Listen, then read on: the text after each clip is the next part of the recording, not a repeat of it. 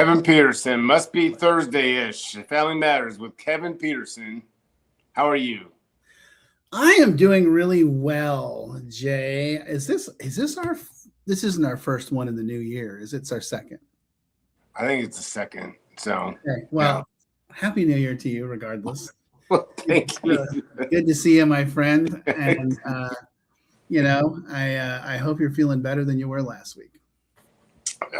I mean, I was sick as a dog, and then Nashville had an ice storm, and so I haven't had power in 3 days. And thankfully, there's branches, trees down it's just a mess. God bless all the utility workers in Nashville, but there's still like 100,000. But somehow, some way, was able to escape late last night. So I'm down on the coast. Going to be here undetermined long. It could be another week. They're saying with no power. So I'm grateful that I've had opportunities to kind of be able to slip outside and do whatever. So Kat wasn't happy with the drive down, but oh well. So I packed real quick, so I don't have any Jaywalker swag on, but Family Matters is always, since the new year, been brought to you by Jaywalker. Kevin right now is the face of Jaywalker to the best of his ability. But I know last week you were in family program, so kind of want to give an update or like a brief overview of what happens at Family Week. Some people hear Family Week and they think of, God knows what else. So right. They think of 3 or 4 days of cage match family therapy, no holds barred. Everybody gets a piece of you. Wait, you guys don't do that at Jaywalker? No. Turns out I don't like creating trauma. I like healing trauma. You're missing out, Kevin. You're missing out. Oh no, I've had plenty. So it was 2 weeks ago. We had the January. Yeah. And it starts Thursday night. We have a dinner. Our chef makes just this amazing dinner Thursday night. It's just kind of a get to know you, meet all the family, meet all the staff, meet all the clients. And then Friday morning, we go right into workshops. It's very educational. It's very interactive.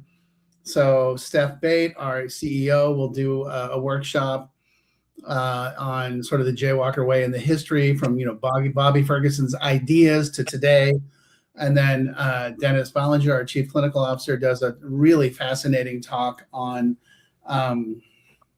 addiction and attachment. And it's really good. And then we have lunch, and then our chief psychiatric officer, Gail Matheson, comes in and she talks. She's a psychiatric nurse practitioner, and she answers a lot of questions. Folks always just want to know what kind of medication do you give? What don't you give? Why? What the ones that you give? Why? Where are you at with that? And she answers all their questions, and then she also shares some personal experience, which is awesome. And then Casey does like an aftercare. Our chief medical or marketing officer does an aftercare program discussion. And then that night, there's an AA meeting they go to, speaker meeting on Friday night. And then on Sunday or Saturday morning, we do another great talk by my colleague, Chandra McLaughlin, who's an LMFT and sober. And she talks about family communication and uses the Gottman style, and then we do an interactive, and then that afternoon, Saturday afternoon, Sam Funger, our alumni director, comes in and tells his story. And the funny part there is that like a year and a half ago, I didn't have anyone to speak on a Saturday afternoon, and I was panicking. And I stuck my head in the tech office, and there was Sam with his, purple hair. And I was like, "Hey, what you doing?" And he's like, "Nothing." "Great. I need you to come tell your story." And I didn't know his story. Yeah. I knew he was an alumni. And oh my God, I was just like, I was a drunk fraternity boy. Okay. I caused trouble, but I was your garden variety alcoholic, as they say in the big book. These kids today, I'll tell you. And he really knocked it out of the park. So he's kind of my guy. And then Sunday morning, we do like a wrap up and a brunch and a some reflection stuff and that sort of thing. So it's really not about coming in and doing like heavy duty family therapy. It's more like, let's get together and realize why we like each other and create that foundation and move forward, you know. But I got to tell you a funny story. I'm always in the market for a funny story. Well, Can I steal it? Oh yeah. Well, I mean, you're gonna love this one. So I always bring Bert with me. You know, the Boston Terrier therapy dog, and he is a big hit, man. Everybody loves him, and he loves the dinner Thursday night because, you know, he gets lots of food. I wasn't paying attention at the dinner Thursday night, and he snuck out. He went out the back door. Somebody left the back door open. And it took me about 15 to 20 minutes to realize that he was missing. So I went into a full-fledged panic because he was gone and I couldn't find him. And I had about half a dozen people spanning all over Carbondale in cars and in person with flashlights and nothing. I mean, I was like panicked. I was really freaking out. And then it struck me, this is a small town. Call the cops. And I called the cops and I was like, hey, I'm missing my dog. I'm right here by the White House pizza place, and I had a little dog, and the guy's like, the dispatcher was like, what's he look like? I'm like, he's about 18 pounds, black. He was in the pizza place, wasn't he? No, he gets better. And the guy's like, hold on.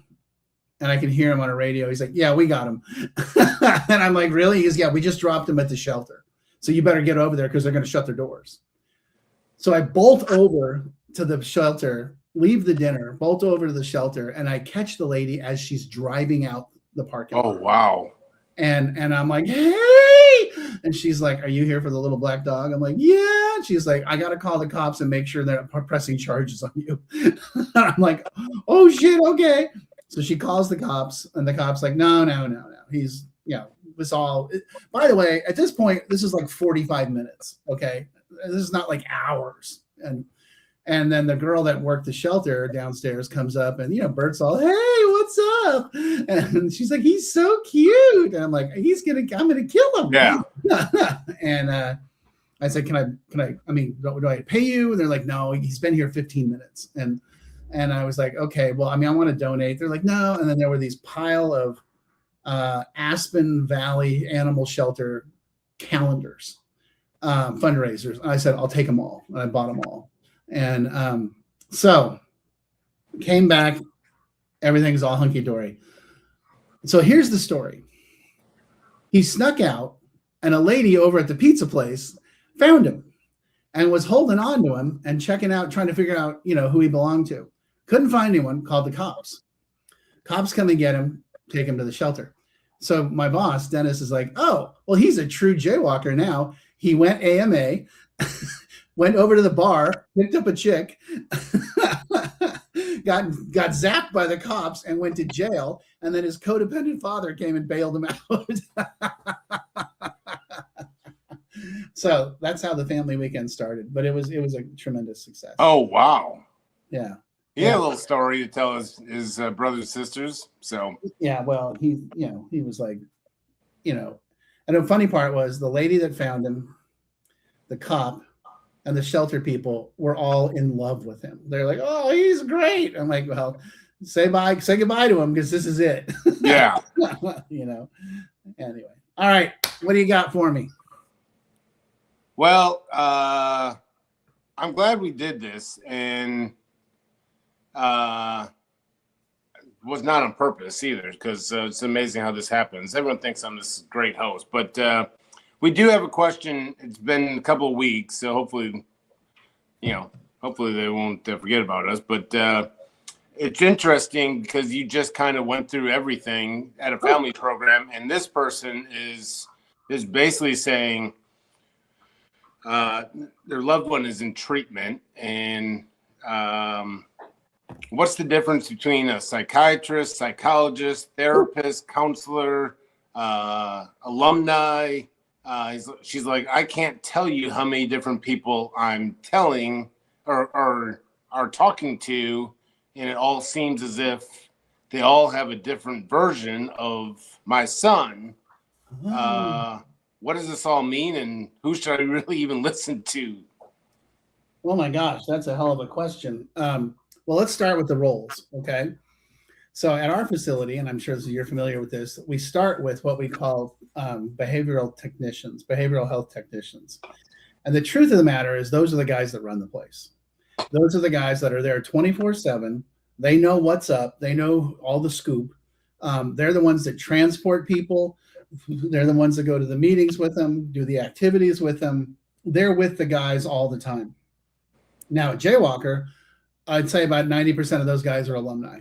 Yeah. And they have to have a year sober before we'll hire them. But it's a pretty groovy job, and it's pretty. So that's your behavioral tech on the ground, handling your son 24/7.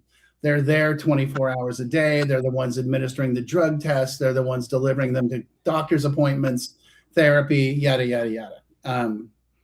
Next step up, we have individual therapists. The individual therapist meets with your son. And, depending on the system of the place you're working at, they may or may not engage with you and just kind of give you some updates. We don't do that. The family therapists do that at our place, and then we can get there. And then there are some clinical supervisors that supervise the therapists. We have some interns, people that are in graduate school, and we have some contract workers that do specialized work, therapy work. At Jaywalker, everyone that is a therapist is licensed. Some of them are dually licensed, and meaning mental health and addiction. And then in the family program, we have 2 LMFTs, and then we also now have an intern. She's awesome. And then we have what we call a psychiatric nurse practitioner who can prescribe medication and is also trained in therapy. So she meets with the guys as well and interacts with the guys as well, and also does the prescriptions. And then we also have a psychiatrist that works with us as well. So as far as clinical, that's kind of who's who and what's what. And now, and then we have an alumni director, we have an admissions team, we have a CEO, we have a co-CEO, we have a chief financial officer, we have a marketing officer, a chief clinical officer, and they're the ones that kind of, handle business. And we have a director of operations also. So now, as far as her question, which is who should I believe, or is that what it kind of was? Like, yeah, who should I listen to, or kind of. So, Oh, and by the way, at Jaywalker, you have to have a sponsor and you have to work the steps, or you can't stay with us. So who should you listen to? Well, in our house, I would say you need to listen to your family therapist, because the family therapist is the one that's going to deliver you the information and the update on your son, and also help you process what you're doing and how you're changing your family system. And in our house, at our place, there's an entire homework curriculum for the families. So it's not just an hour's worth of tell me about my son. It's very briefly tell me about my son. And then I start with, okay, how'd you do with the homework? Where are you in the homework? And we get 3 different kinds of families. The ones that devour it and love it, and they're like, oh, this is great. And then the ones that start it and then kind of like, oh God, I'm so busy. Oh, it's so much. It's so hard. It's so long. And I can generally prod them to do a little bit better job. And then the ones that are like, yeah, I'm not doing it. And I'm like, okay, why not? Screw him. I don't have a problem. He does. This is his issue. My job is to make money so that he can go to therapy treatment, not to learn anything about it. And so I don't fight with those people, but I guess that's the answer, is that listen to the family therapist. If the facility you're working at doesn't have one, I would suspect that you probably have a contact through the admissions department, like the business development person or the admissions person, and they generally are the ones that take most of the phone calls from the families. So, but you should definitely come to Jaywalker so we can work with you, because we do it differently and it's very successful. Yeah. Mm-hmm. Well, yeah. I sure hope they're not getting bogged down with everyone. And I mean, it's great that there's communication and all, but I mean, there is such a thing as, as too much. But yeah, all the license you're talking about license. The techs and the alumni are not the ones. They're not licensed. They're just that's how I got my start. And if given the option, I would go back to being a tech. And I mean, good Lord, I mean, talk about the best days of my life. But yeah, the joke is like, oh, okay, congratulations, you've graduated from the program, now you're sober, here's the keys to the van. Yeah. Make sure they don't fight in the back row, and just it's somehow, some way they still trusted me to drive the van, but there was some complaining, and then I found that we can stop for ice cream afterwards, which is pretty big no-no, but don't worry about me. I'm about being everyone's best friend. And so that eliminated the complaints about my driving, going too fast, but then I got it from the staff saying, like, why are they going to ice cream? And I'm like, well, they were so good at the meeting. And so, yeah, in other words, best time of my life, but don't hire me as a tech. So yeah. But but the techs and the alumni guys are the ones that like hang with the guys. Yeah. And best time of, anyone. I couldn't recommend it enough. And there's some people that have gone directly into business development or wherever it may be, and good for them. But good Lord, being a tech is everything, man. It. Yep. But all righty. What else you got? So there's so her dad, grandpa in the case, it sounds like, or daughter or son, one of the two. So grandpa is being a grandpa and basically spoiling, and has been very successful. And so ultimately here we have a grandpa, grandma. They're living their best life, but obviously not too much time left on the earth. And there is an inheritance to be dropped down to all grandkids and so forth like that. This is sure a mom. So there doesn't seem to be a concern from her dad, which is grandpa, that if heaven forbid he leaves this earth, that this inheritance will not go to well means. And so mom has brought it up. She says she has never pushed it very hard, just casually mentioned it, but she's, I guess, looking for advice and kind of out. So we have grandpa that has, she says, not millions, but it's big enough. And so there's obviously an inheritance. How does one bring up to grandpa, or it could be anyone within the family, for everyone trying to relate to this? Inheritance, I can tell you, is the death to someone in active addiction. And so it sounds as if grandpa's like, oh, well, like, he's one of my grandkids, he's going to get it. And there's sounds like there's concern from the grandpa, but I know my experience, you can put things into play. But how would you consult with this mom, dad, whatever, looking to kind of prevent an inheritance with someone in active addiction? This, by the way, we deal with this all the time. That's all the time. Got a bunch right now. A lot of times, if the trust is already set up, or the whole concept is set up ahead of time and the person's already dead, it's kind of too late. Yeah. But ideally, if they're still alive, what you want to do is put somebody in charge of it, not the person, not the grandchildren.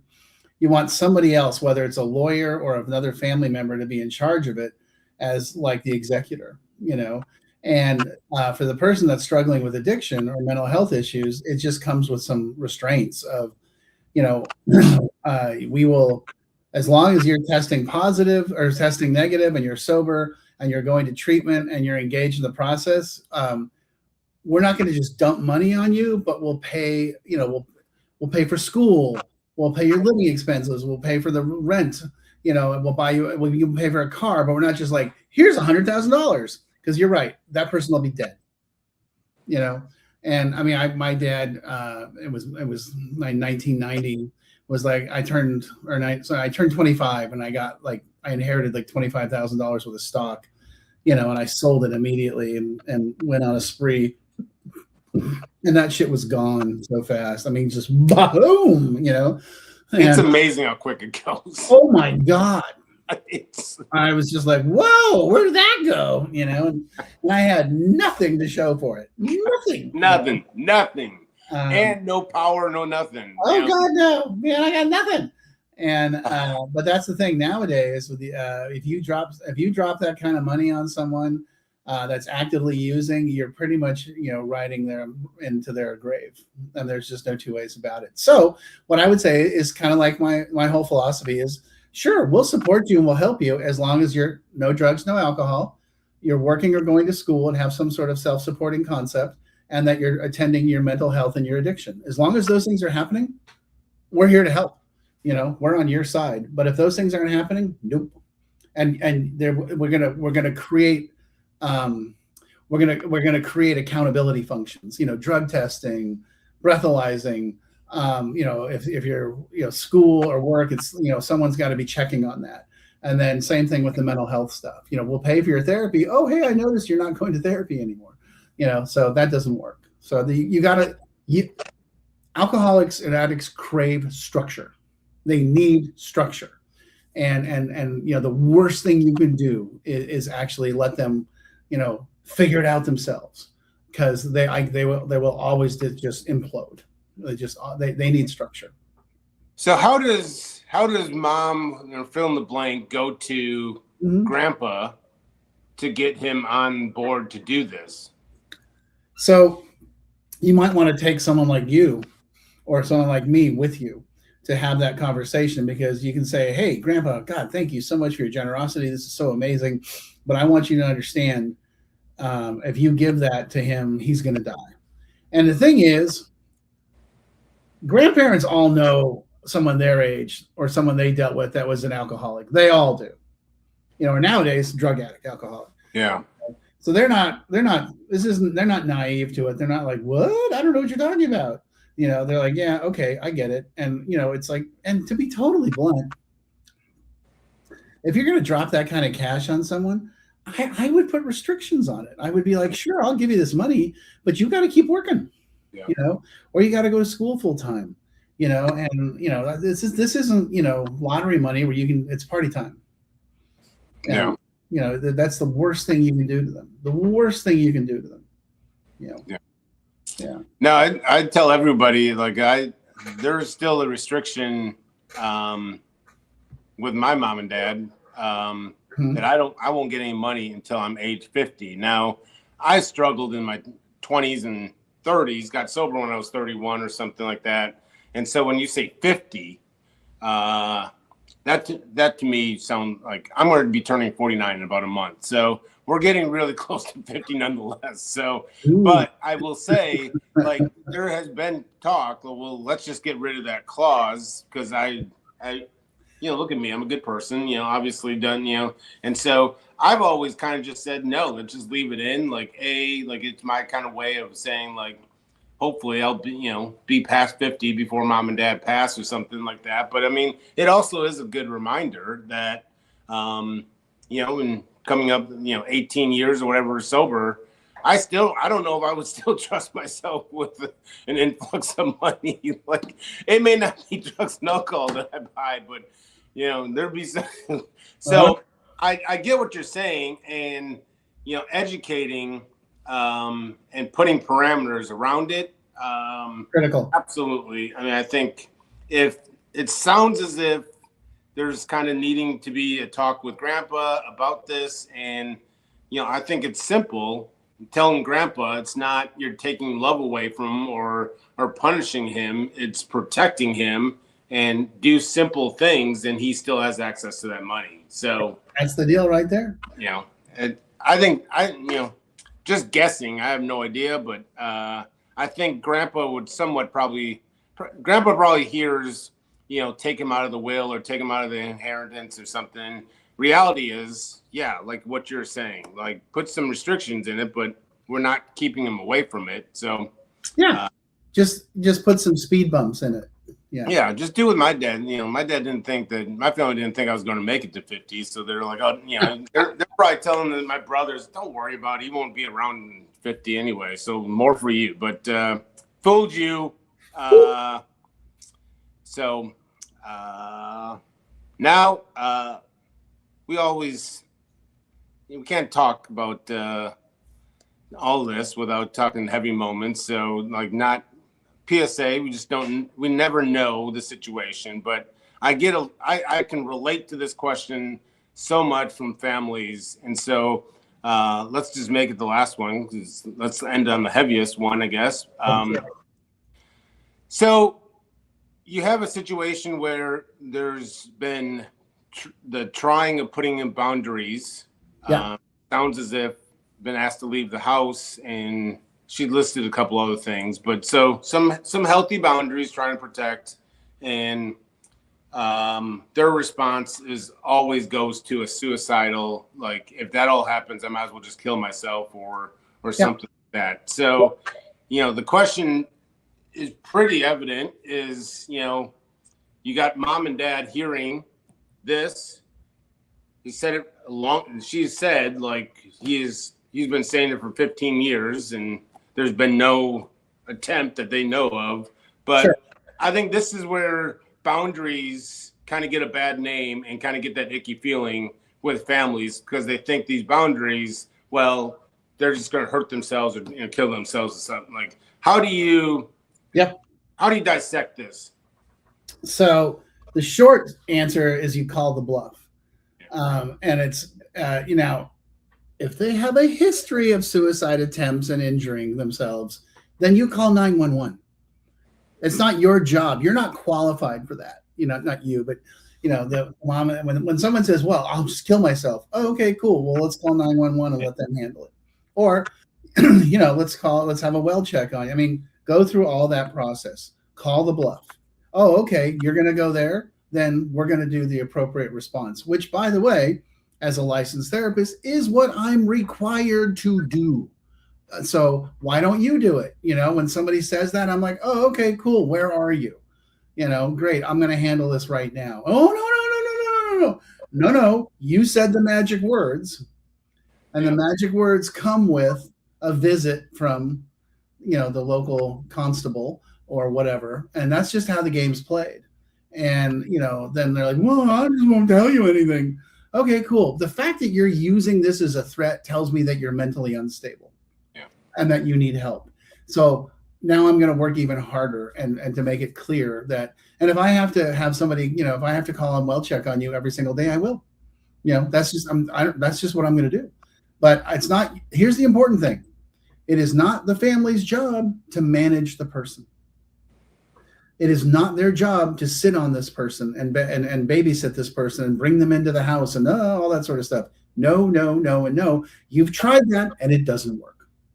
So let's put them in the hands of professionals and allow them to get help, and that's really the answer to the question. And I know they don't like it, but that's the answer to the question. And I worked in a psych unit for 3 years, and I worked on a crisis team for 3 years where I was the guy in the ER evaluating those people. And I want to be clear with you, 99% of them were not suicidal. Now, I'm not saying we ignore this. You have to pay attention to it. But what was happening is that things had gotten so overwhelming to them that they didn't have any way of processing it and dealing with it. So they thought, well, this is my solution. Yeah. And it's really not their solution, but they need to sit and talk with someone who can help them come up with strategies.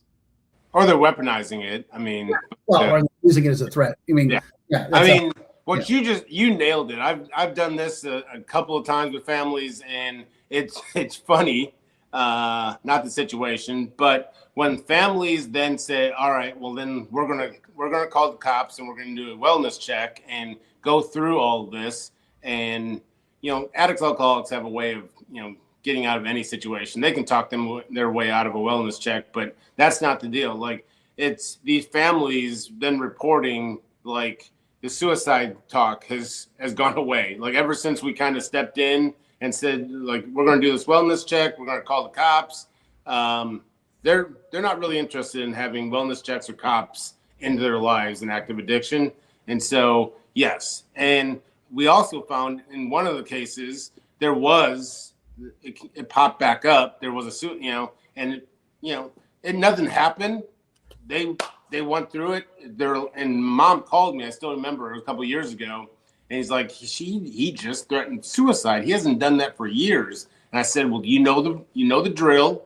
Yep. And shockingly, that wellness check led him to a path of sobriety. I think he's still sober today. Sure. But it eliminates that weaponizing some. I wouldn't, but when that suicide talk does come up, you can take it. It has more weight, I would say, if you've gone through those motions in the past. Yeah. Because I'll just tell you, as a former, troublemaker, someone threatens wellness or cops, I won't say that anymore. Don't do that. Yeah. And then to wrap this all up, and needs to be said, the boundaries are the one that saves. It's not, because of this, don't eliminate the boundaries. Oh, no. Don't say like, I learned my lesson, I'm going to stop putting boundaries in. Go through the motions on the wellness check and the cop and stick the boundaries in. They don't evaporate. So no. If anything, this shows the need for the boundaries of like, oh, okay, that's cool. If that's what you want to do, great. But then this is what's going to happen. Yeah. And that's how this works, and always, as always, reach out directly. You can, I'll end with this. I was talking with someone, when you have lack of power, like no electricity, you start calling and go to a bunch of AA meetings or something. And it was interesting. Maybe I only found it, but as a former troublemaker, still somewhat troublemaker, I would always watch these crime shows and always be like, if you're innocent, why are you asking for a lawyer? And, it's, like, well, you see it all the time, false accusing or something like that. But I would just say, like right now, like if I was brought into a police, I would have a lawyer there. We were having this somewhat conversation about, and this guy goes, the interesting thing is that same thing with when it comes to addiction. Like no one wants to bring in the lawyer or the professional because they feel weird or it makes them look guilty or something. And I was like, I've watched crime shows my whole life. How is this not correlated? But that's exactly right. Like, lawyers are there to protect. And then, how quickly families come up with this delusional talk, like, let's not bring a professional into this. Let's find it out, figure it out on our own. Oh yeah. Could be saving you a lot. Saving you a lot by bringing in a professional in any area of your life. So, dude, yeah. Don't even get me started on Googling, Well, I went into ChatGPT and I'm like, Oh, I mean, the amount of ChatGPT therapists, that ChatGPT therapist must be, I don't know how he's seeing so many clients a day. He must be milking insurance because God, everyone's going to him. So help me God. But you put out a job, Kevin. I'm working on it, baby. All right, pal. I'll see you. Take the rest of the day off. You deserve it. Yeah.